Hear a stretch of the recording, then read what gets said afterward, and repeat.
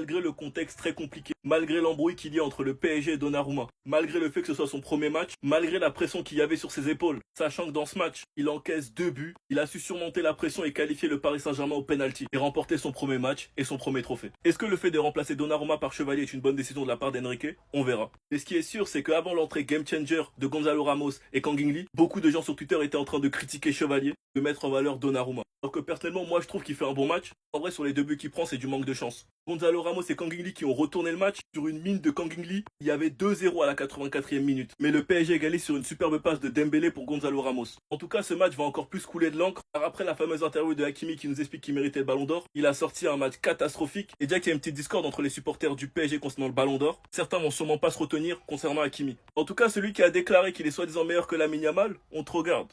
On te regarde. Quand les matchs sont chauds, que le PSG n'a pas la maîtrise et que tu dois faire les différences tout seul, il a même pas réussi à aligner un dribble. En plus de ça, il est sorti en boudin. La saison va être longue et toi on va pas te lâcher. Monsieur, je suis soi-disant meilleur que Lamine Yamal. Enfin bref, sinon vous les gars, vous en pensez quoi? Ramenez sur ta pensée, on s'ennuie.